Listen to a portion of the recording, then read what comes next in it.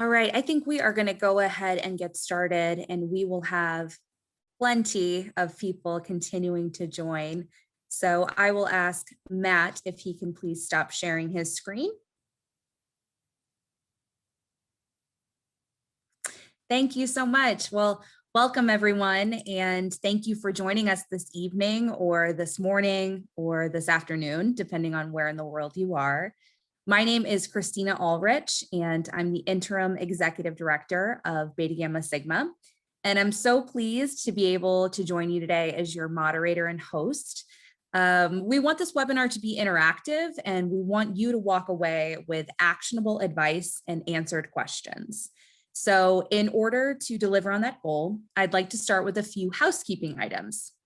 So you'll notice both the chat and a Q&A section on the right-hand side of your screen if you're on a computer.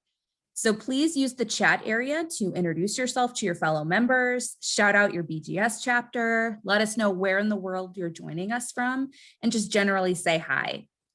Please use the Q&A section to submit questions for our presenter, who we'll meet in a moment.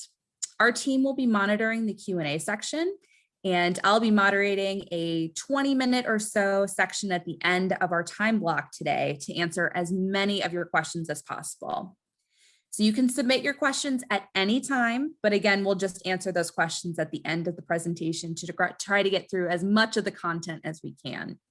Again, please be sure that those questions are submitted in the Q&A section and not the chat. They might get lost in the feed in the chat there. Please also be aware that we'll be making a recording of our live presentation available on BGS Career Central's website in just a few days. So that recording will be available on demand for the next month if you'd like to revisit the content you hear today.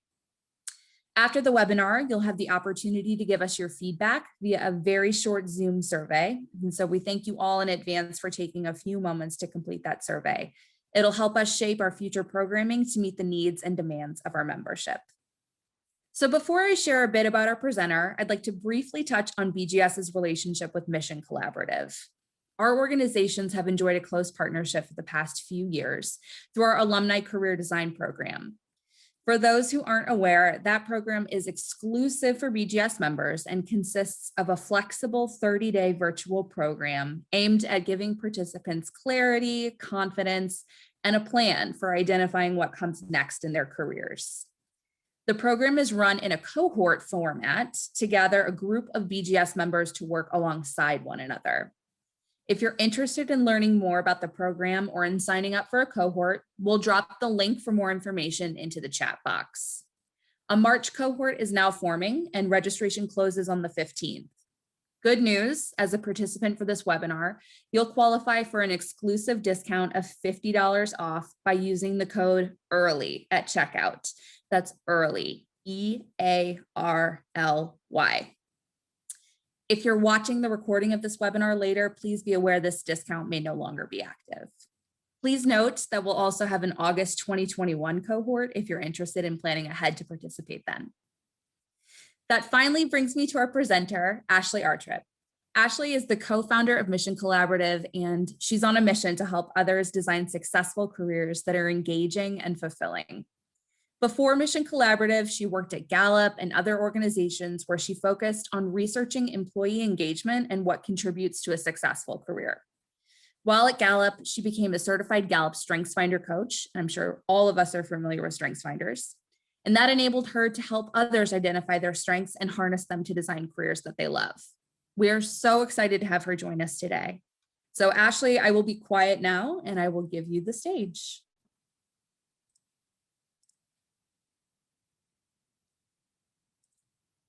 Fantastic. Hello, everybody. Thank you so much for tuning in, and thank you so much for the lovely intro.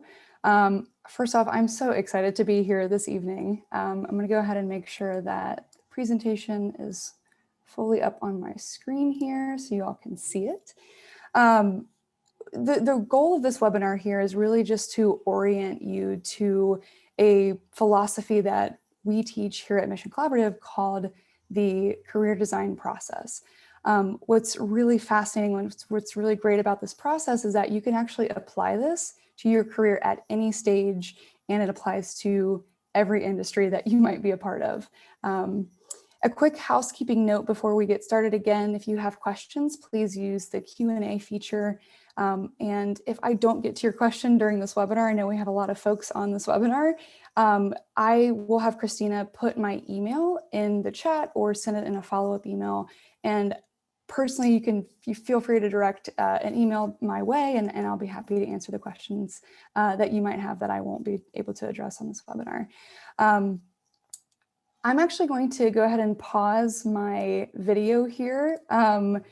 In the interest of not looking like a scene out of a haunted movie, I actually just moved into a new apartment and I'm having some electricity issues. So I'm going to just pause my screen here, or my video, up until the end when we do some Q&A. So let's get started here by talking about why you might be here. At some point in time, and perhaps even currently right now, you've probably felt disengaged, checked out, or burnt out at work. I don't know about you, but especially with the extra challenges in this past year with the pandemic, it is very easy to feel overwhelmed with work and to not feel particularly engaged. It turns out that this is a very, very common feeling. And it's actually not specific just to the time period that we're in right now, and specific to the coronavirus and all the things that have been posed in terms of the challenges on our daily work life. Each year, Gallup, the polling organization, does a poll called the State of the American Workforce, where they get a sense for how folks are feeling about their work, how engaged they are, and the results are actually typically pretty stunning. So on average, around 2/3 of Americans feel disengaged year after year. Before co-founding Mission Collaborative, as Christina mentioned, I actually worked at Gallup. I had the pleasure of working there and spent a lot of my time thinking about disengagement and how it affects not just productivity in terms of your work, but also how it impacts how you feel in your broader life. The truth is that we spend a tremendous amount of time at work and necessarily give us energy or bring out the best version of ourselves. It's really quite a shame, in my opinion. And this is why I was so motivated to help individuals design more fulfilling careers. And this is really what we focus on here at Mission Collaborative. So making a change is hard though, right? Making a change to have a more fulfilling career is incredibly difficult. If it were easy, then most of us wouldn't feel stuck and most of us wouldn't feel disengaged the majority of the time. So if you have experienced this before, you might be asking some of the following questions. So, what do I even want? How do I avoid starting over completely? You perhaps already have decades of experience and an expensive credential, and you're not really sure how to use that in a new path, and you don't want it to go to waste. Another question you might be thinking is, when will I actually have time for this? Or lastly, I'm so overwhelmed in general, where do I actually even start? The fact is, again, that making a change is something that is incredibly hard, but we'll actually have to do that several times throughout our career. And nobody's really taught us how to do this. And that's why this is so incredibly difficult. There might have been times in our lives where we feel really engaged and we've loved what we're doing, but circumstances change and all of a sudden we no longer feel that way. And we don't really know how to navigate what comes next for us. So here's what most people do. The first reaction that we might have when we sort of feel this feeling of disengagement or just kind of feeling like something is off, we kind of feel backed into a corner and we might just start applying to jobs, right? We might go online, look up jobs that kind of sound interesting, or we might send our resume out into the void. And we kind of treat it like a numbers game where you might set a weekly goal of applying to a set number of jobs each week. And then you just kind of wait to hear from the organizations that you reached out to. And that may or may not ever end up happening. And this is just an exhausting strategy. I've seen a lot of people do this with very, very little success. And sometimes even the worst case scenario happens where you actually get offered a job that you applied to online, only to realize it's not a good fit for you because you didn't actually really know what you were looking for in the first place. So the second thing that some of us might do is work with a fancy career coach that's very expensive.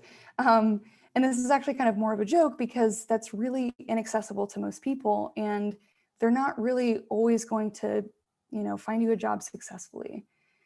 The most common thing that people actually do is, and perhaps you've been there, I know that I have been there at one point in time in my career, is doing nothing.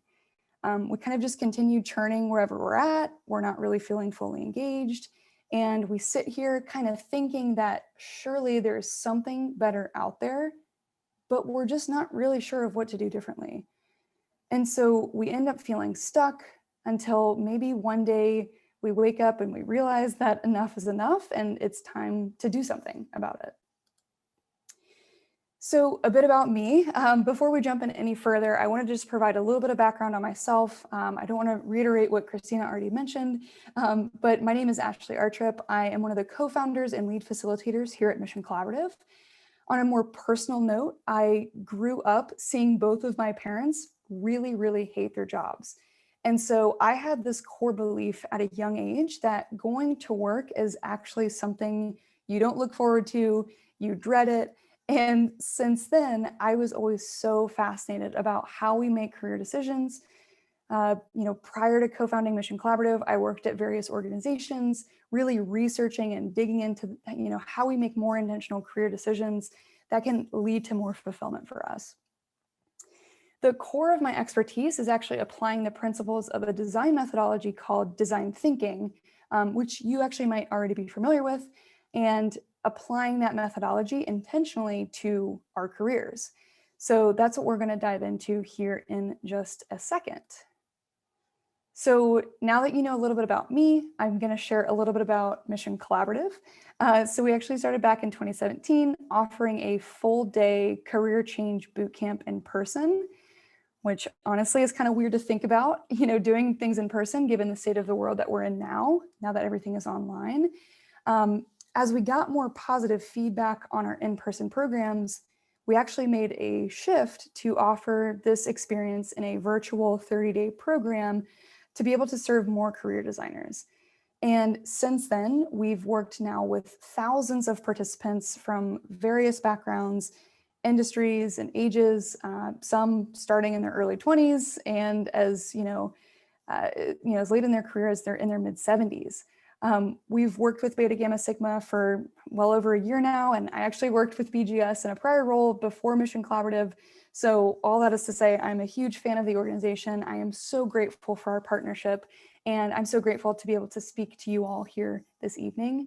At the end of this webinar, I'll share a little bit more information about our upcoming career design program that Christina mentioned. It starts on March 20th, which is a really more in-depth, and it's a hands-on program that walks you through this career design process, which I'm going to dig into here in a moment. And again, I'll share a discount code for you if you're interested in participating in that. Okay, so let's dive into this. Let's talk about the career design process. So we'll start here with a high-level overview. First and foremost, regardless of where you are in your career, this process can really work for you because it uses the same fundamental approach no matter where you're at. This process, again, was inspired by the principles of design thinking. So if you're somebody who likes to do a little bit more research when you hear stuff like this, I recommend you checking out a resource. If you've ever read the book Designing Your Life by Bill Burnett, there's a TED Talk based out of the Stanford Design School that you can learn a little bit more about that design thinking framework there. So this framework, coupled with best practices in career coaching, really serve as the pillar of our program, on top of constantly iterating the curriculum based on feedback that we receive from our participants so we can make it better all the time. There are only 4 steps in this process: reflection, definition, testing, and launch. And I'll walk you through each of these here. So let's start with reflection. So the first phase of the career design process is reflection. So it's all about answering these kind of bigger, deeper questions about, who am I? What do I really care about? What am I good at? What do I really want to create in this world? Reflection is understanding what makes you the unique person that you are And the reason it's so critically important to start with this deep self-reflection when you're designing your career is to actually remind yourself of what actually matters. So oftentimes I see people just kind of dart from one career to the next, not really finding any of that, longer term satisfaction that we're all craving, because they often haven't taken the time to take a step back and identify what's really important to them, what's actually going to bring them fulfillment. The second reason why we start with reflection is that we want to reduce the risk of making a misstep and jumping into a career path that's actually not a better fit than where we are right now. And so the only way we can really avoid taking that misstep is by having a much clearer sense of what we're really looking for in the first place. And so again, this kind of reinforces this need to know, who am I, what do I care about, and what do I want? The third reason we start with reflection here is because it will help you kind of get a clear idea of where you're going, what you're looking for, and it can kind of act as a compass. I always like to use the analogy of Google Maps. It would be phenomenal if you could just type in a destination for your career and then have the exact steps, one by one laid out in front of you and how to get there. But that doesn't exist, obviously. And in fact, I actually don't think it should exist because it really wouldn't make a lot of sense because our destination often changes throughout our lives. Circumstances change, pandemics happen, different things pop up. And so rather thinking about career navigation as just making, steady progress towards a singular goal, we like to think of it as having a compass that kind of navigates, you in the right direction. And so the better you understand yourself and your motivations and your interests, your values, your strengths, all of these things, the easier it is for you to navigate in that right direction. So there are 4 key areas of this reflection phase. So let's get into some of these specifics here. The first is core values. So all of us have values that serve as sort of these guiding principles that help us make difficult decisions and navigate who we actually really want to be in this world. They're really important when you think about your career, because if you find yourself working in an organization or an industry, for example, that conflicts with your core values, it's really hard to find engagement. It's really hard to find fulfillment there.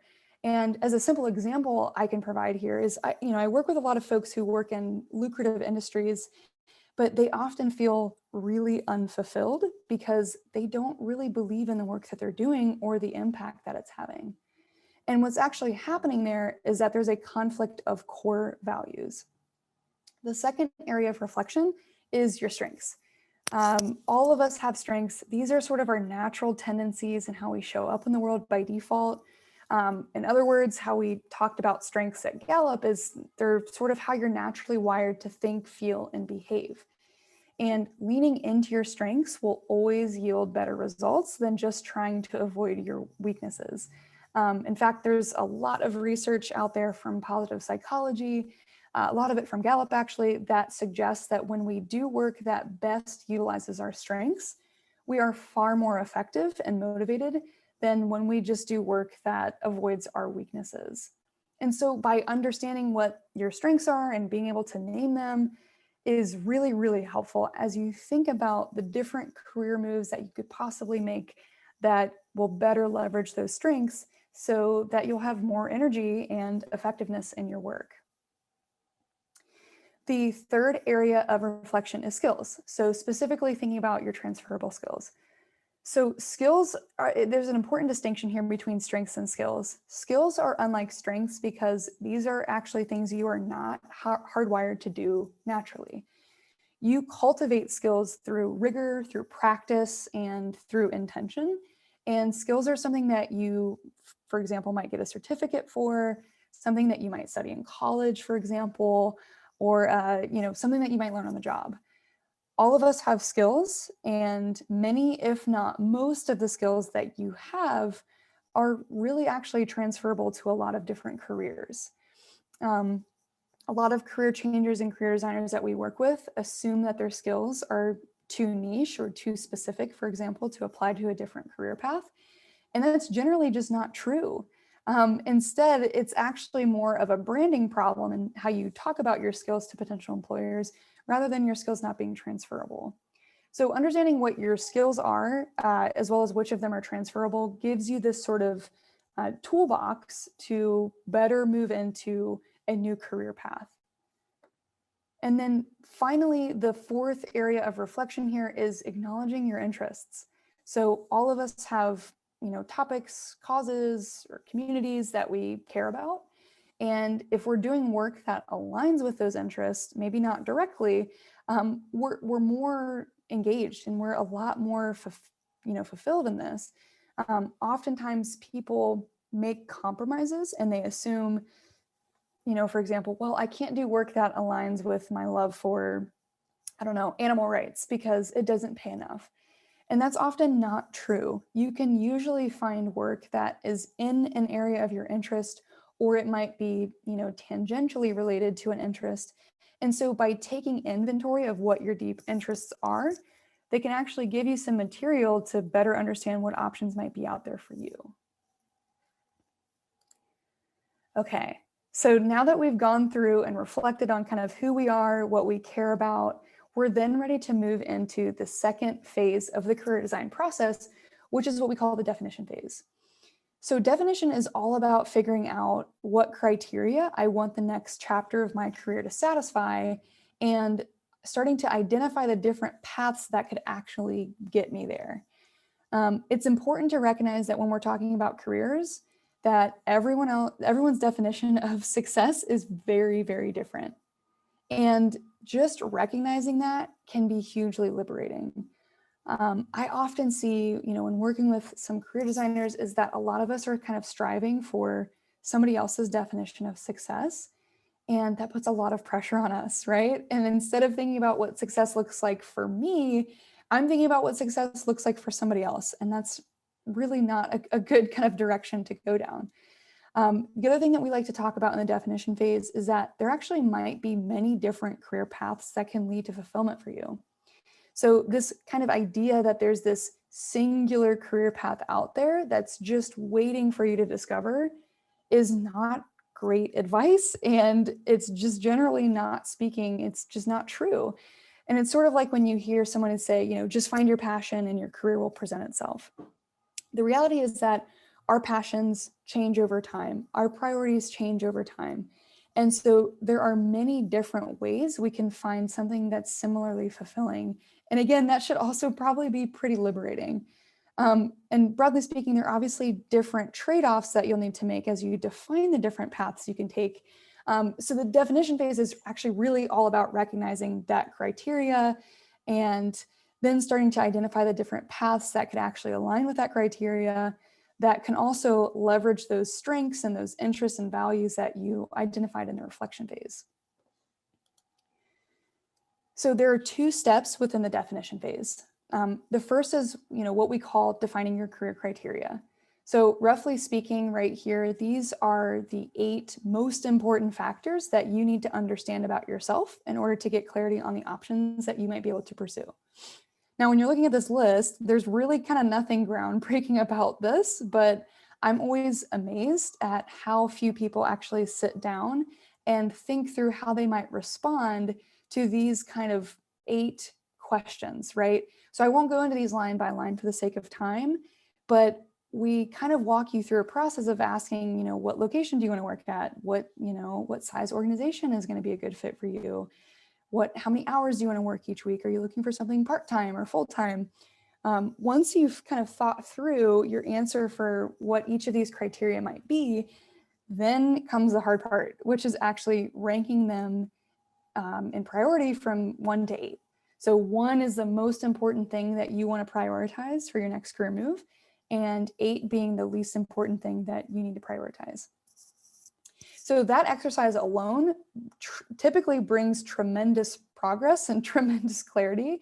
And again, it's part of what we do in the career design program that I'll get into a little bit more at the end here. The second step in the definition phase is to collect career path ideas.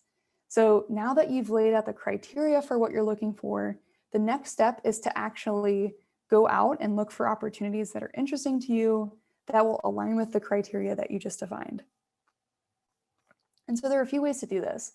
So the first thing, which almost might seem too simple to do, is to actually just get a group of friends and family together and have a brainstorming session where you all can just talk about different career path ideas.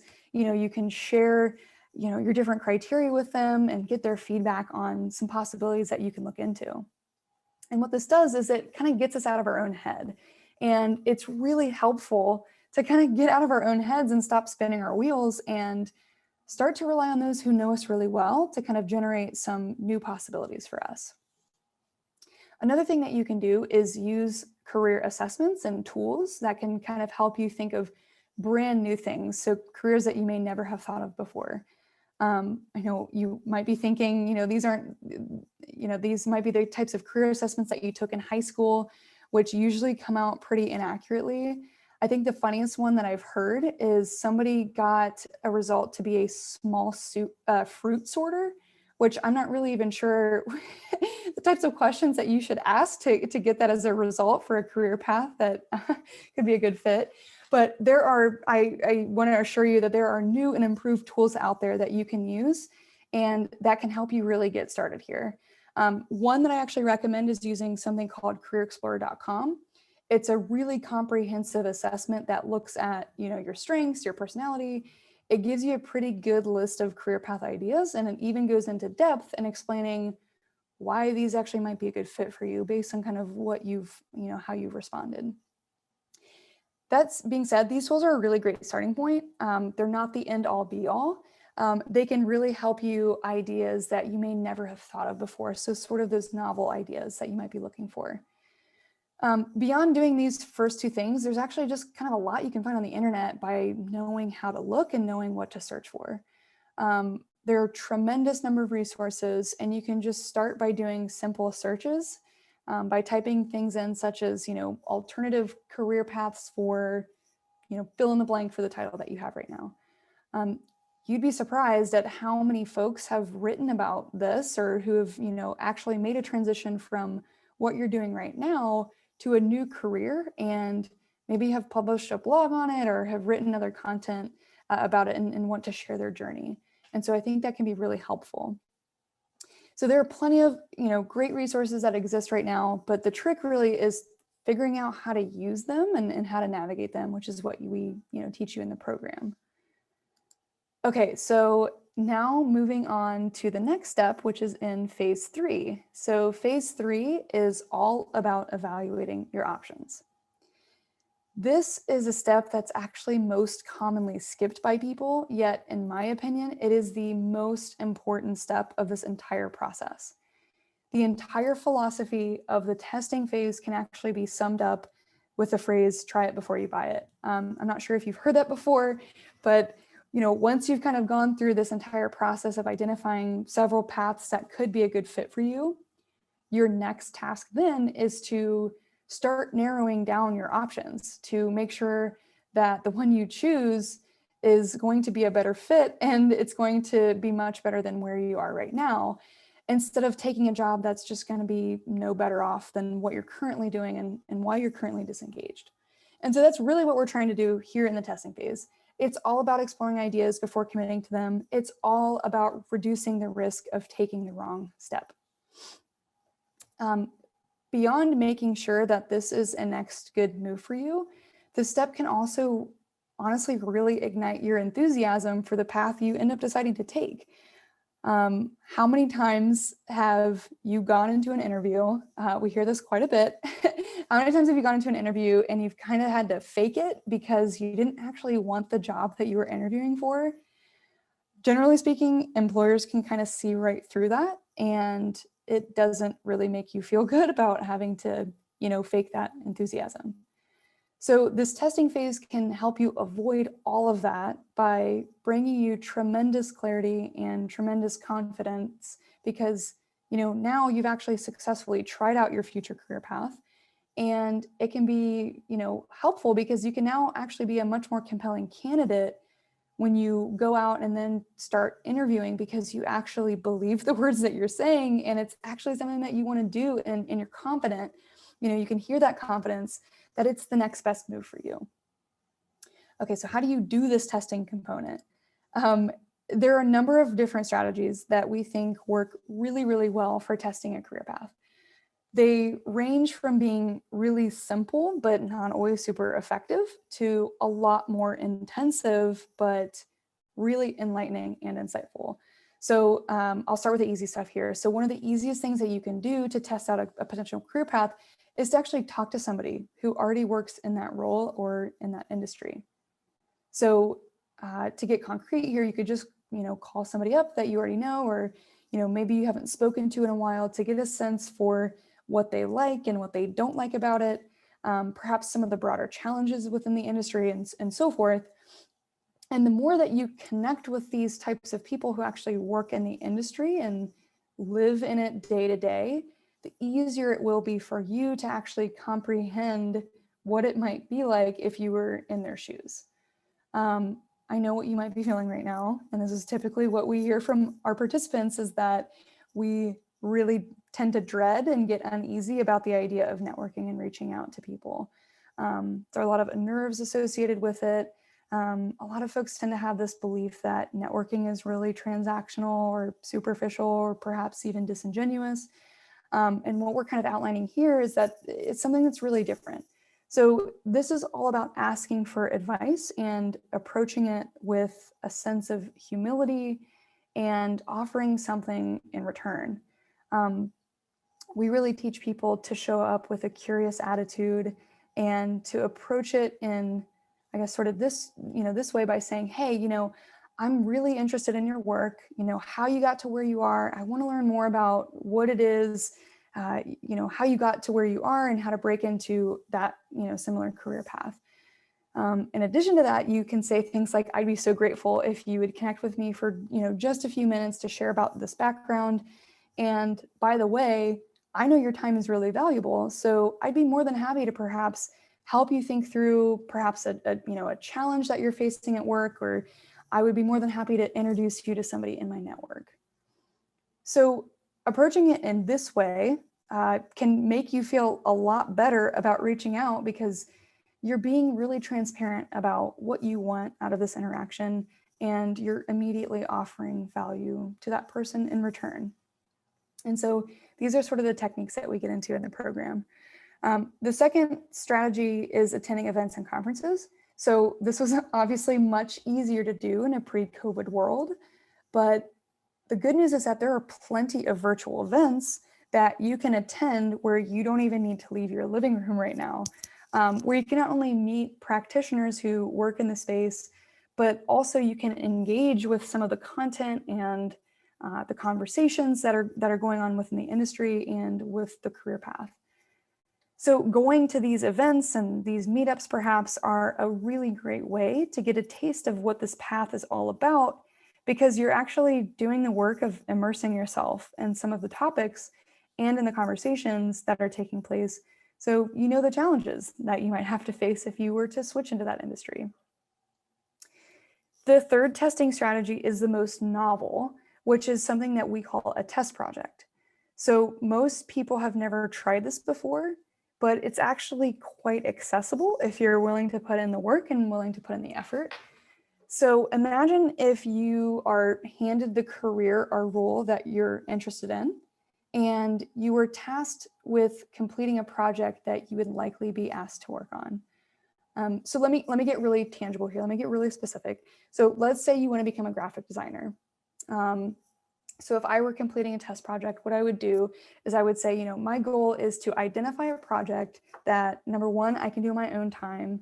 Number two, I can do this without anyone's permission. And number three, it's not going to take me a lot of time. So perhaps I can do this, on a weekend or, in the afternoon after work sometime. Then I'm going to give myself a prompt to design a better logo for a company that I'm already familiar with, right? So I'm just giving myself this project that I can work on. I don't need anyone's permission to go and do this. There's nothing stopping me from going ahead and taking what I know right now about this career path and actually trying to redesign this logo.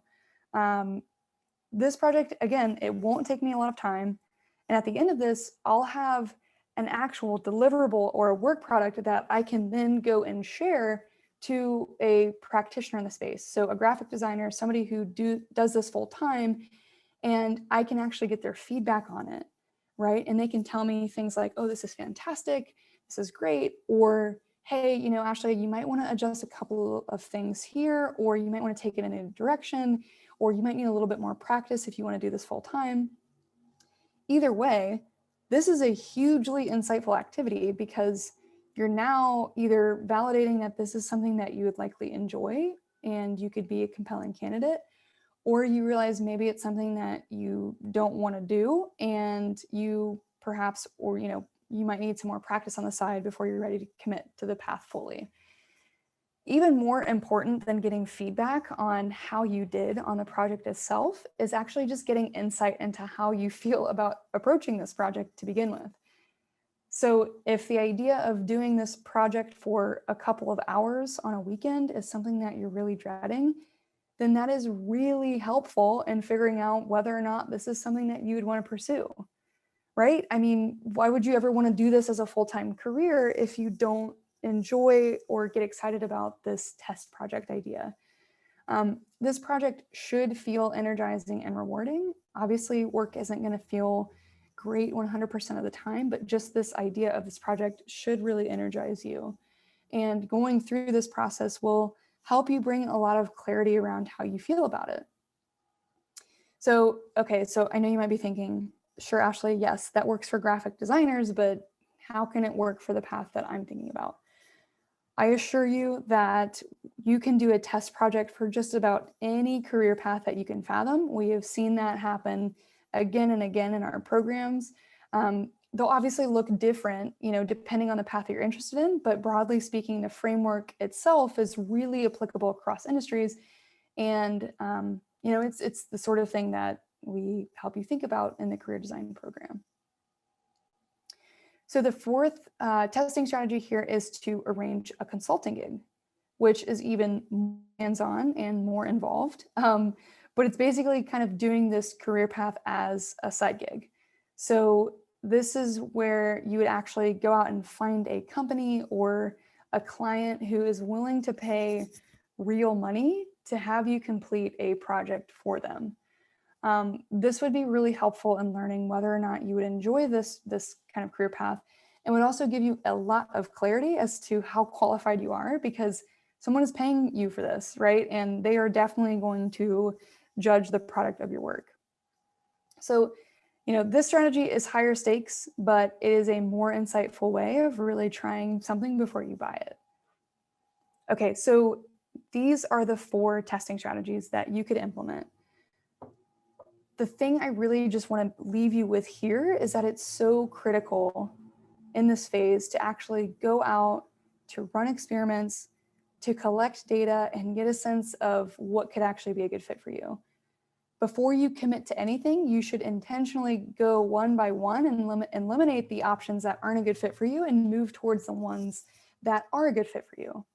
And I know this might seem like a lot of work, but I promise you that it will ultimately save you many headaches and potentially many years of working in a role that's not fulfilling.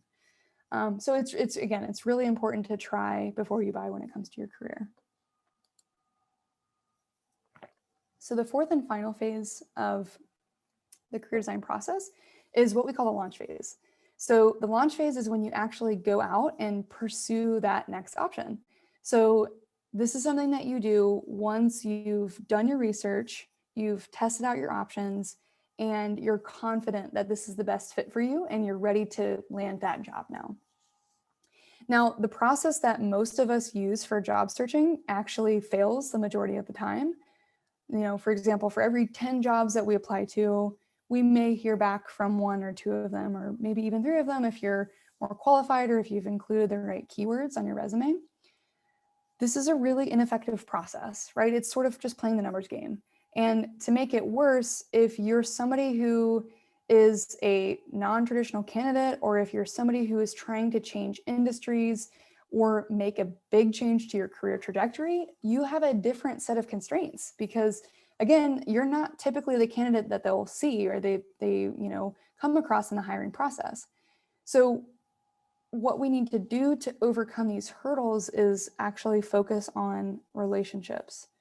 At Mission Collaborative, we are not in the business of teaching people how to game ATS systems or kind of sneak in through the back door, whatever it may be. We really firmly believe in the value of relationships because they can open doors for you that can't be found on a job board, or oftentimes they're not even known to the public.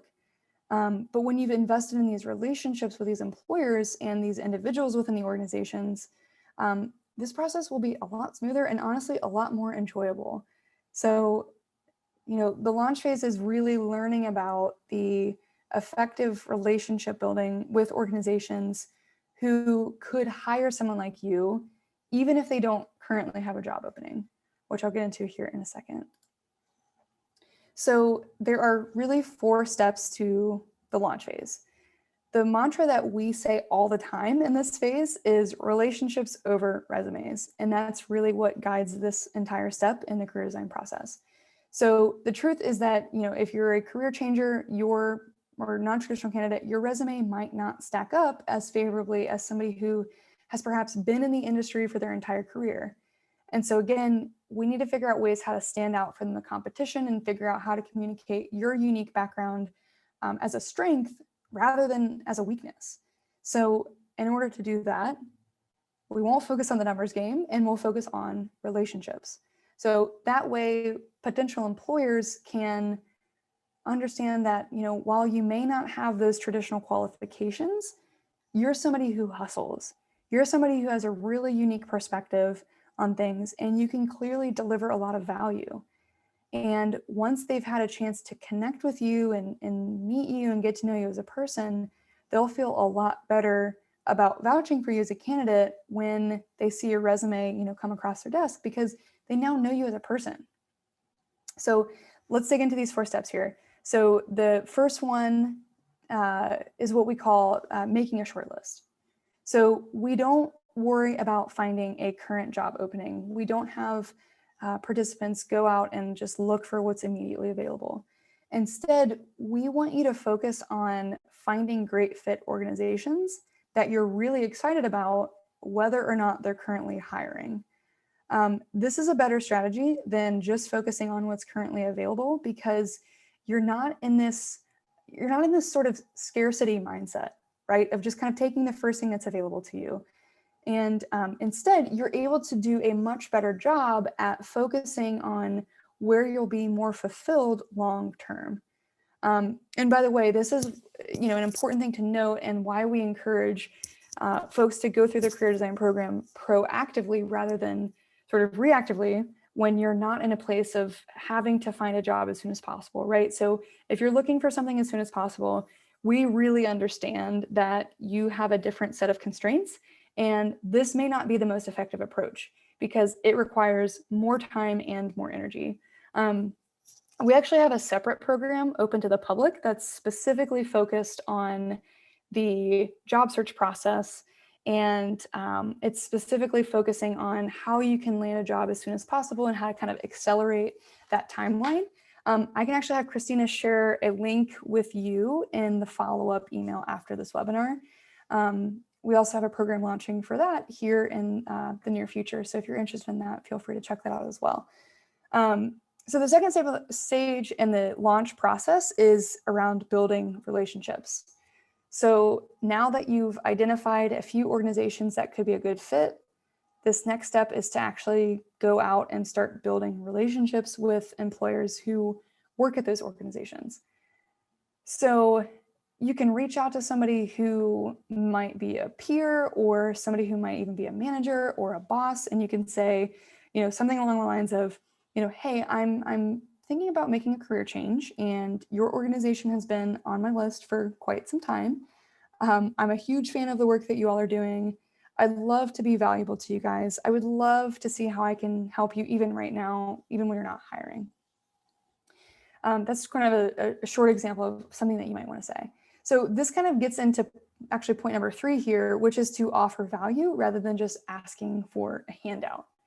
And so this concept of creating value is really quite simple, right? It's about positioning yourself as somebody who can solve problems and can create impact for an employer. Because at the end of the day, employers really just want to know how you're going to create value for their organization. That's really it. And they want people who can enthusiastically solve problems and can make a meaningful impact for the organization. So if you can convince somebody that you can create value even before they see your resume, even before you apply to this organization, you have now just skyrocketed to the top of the candidate pile, once applications open up. The fourth step here in the launch process is around resumes and interviews. So while we really focus and place an emphasis on relationships as being the most important component of the launch phase, we know that you will be asked for your resume. That is just kind of the universal truth. But by focusing on those relationships before your resume is even requested, you can make sure that you are not going to get filtered out by a recruiting software tool, and you can ensure that you will be at the top of the pile. So the final steps here are to optimize that resume in a way that focuses on the impact that you've created in previous organizations and really highlights those transferable skills that you have. And when we talk about interviews, it's really kind of more of the same. It's all about convincing them through storytelling that you are someone who can create impact and can add a lot of value to their organization. Okay, so that was a lot of content. That was an overview of the career design process. Hopefully you feel like, number one, you got something tangible that you can work off of right away. You also might be thinking that, wow, I just provided a lot of content here and I need to kind of go through this at a slower pace. And that's actually why we created the career design program, right? So we kind of go through this in a slower pace. It's a piece by piece approach. You have accountability, you work with peers, and perhaps you can even get some inspiration and motivation along the way. So it's, as Christina mentioned, it's a 30-day online program. It's specifically for BGS alumni. It starts March 20th. The deadline to enroll is March 15th. And just for having shown up to this webinar, we'd love to offer you $50 off to the program. So if you use this code here early at checkout, you'll go ahead and get that discount for the program. I also want to mention too that we offer scholarships for those who demonstrate financial need. So we really take it seriously. We want this program to be accessible to as many folks as possible. And beyond that, this program is really flexible. So it requires about 5 hours of your time each week. And if this date doesn't work for you, we also, again, as Christina mentioned, have another program that starts on August 21st of this year. And if you're interested in that program, you can leave your information. There's a link for a form on this landing page here. If you click on this, if you go to this landing page, you can leave your information there, and then you'll get updates about when enrollment opens up, and you can just go ahead and leave your information there. I obviously am biased, and I think this program is worth considering, especially if you're at a point where you're kind of asking yourself what comes next, or perhaps you have some extra time during this pandemic and you're kind of wanting something new when the world kind of opens back up. So that's really all the content that I have. And I just want to go ahead and stop here and open it up to questions with the remaining time. Hopefully we'll get to all the questions as we possibly can. But again, I just wanted to mention, if you have questions that we don't get to right now, I'm more than happy to field them via email. So Christina, with that, I will go ahead and pass it over to you. Well, thank you so much, Ashley. We have some great questions coming in, and it's a lot of them. So probably won't get to all of them, but we'll do our best here. So first off, Terry, quite early on in the presentation, actually asked, when you're discussing skills, and I think that this was talking about transferable skills, if you were referencing just hard skills or soft skills as well.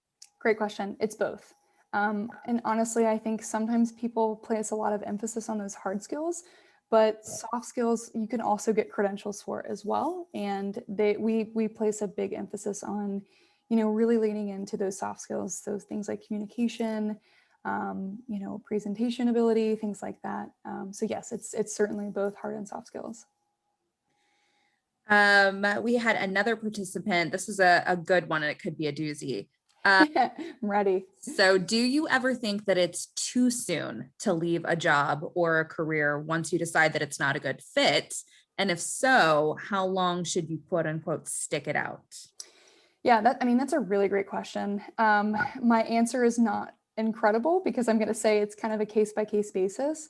My one piece of advice in terms of when you might be leaving something a little too early is if it might potentially damage some relationships at your soon to be prior employer, which could then affect your future employment, right? So if you know you have to rely on these folks to get a letter of recommendation, or you need to at least explain a little bit about kind of your experience working at a previous organization when you're interviewing at a new position, I would say stick it out as much as you can.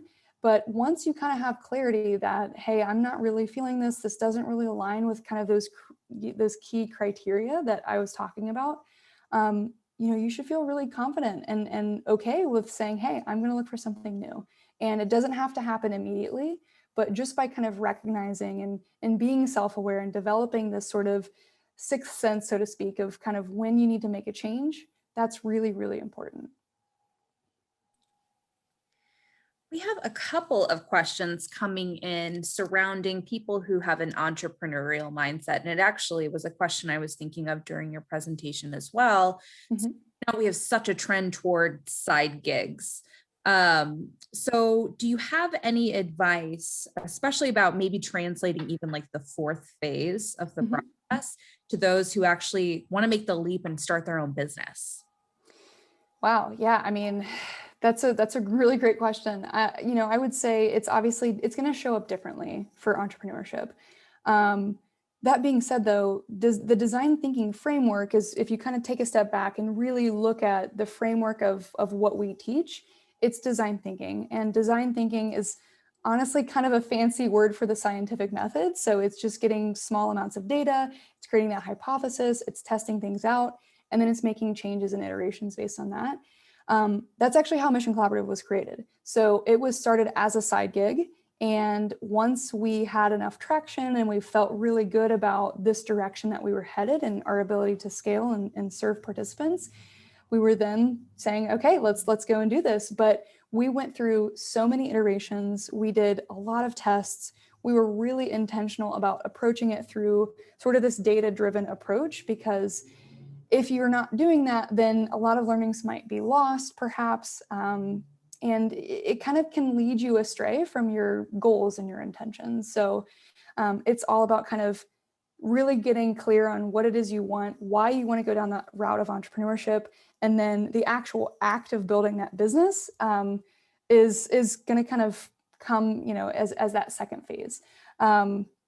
There is a framework that I would recommend specifically for entrepreneurs who kind of thinking about their next thing. If you've ever heard of the lean startup methodology, that is really what Mission Collaborative was built on. I can send that to you, Christine, and you can send that in the follow-up email perhaps, but the lean startup methodology is great. It's, again, kind of creating these small experiments and testing things out before you actually move forward and put, your name behind something. Even if you don't know that the product's going to be worthwhile. That'd be great. Yes, as much information as possible as we can send in the follow-up would be wonderful. Yeah. We have a lot of questions, of course, people trying to reconcile the content with their specific circumstances. And so I'm trying to sort of group some of those questions together into buckets. Yeah. So one question that I'm seeing here for a seasoned career person, so maybe 20 to 25 years into their career, this person worries about how offering to do a test project might come across. He wants to avoid being seen as desperate. How do recipients perceive the offering person in that scenario if they're that far along in their career? Any advice there? Yeah, no, that's a really, really great question. I think there are two things there. I think number one, it's kind of how you frame it to that future employer. You can approach it from the sense of like, I really want to work here, I want to do work for you for free. That's kind of one way to approach it. That's not maybe the approach that you want to take.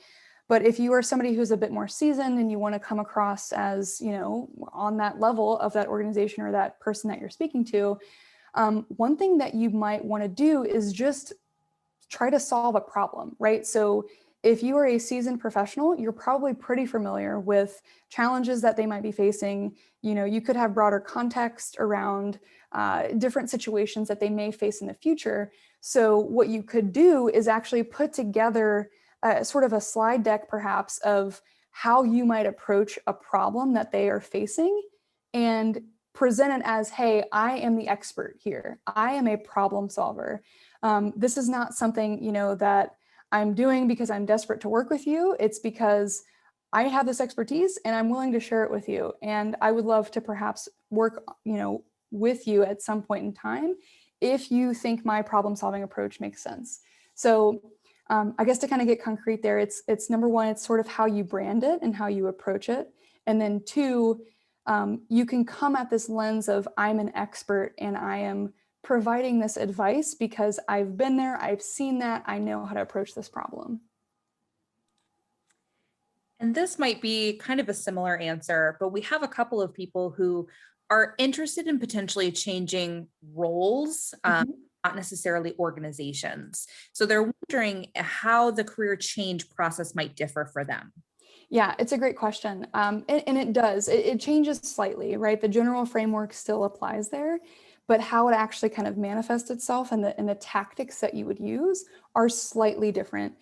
We go into a lot of depth in the fellowship itself with this, but just kind of a couple of quick examples of how we think about it is, so if you think of kind of the most effective approaches of a test project are to actually go in and do that project.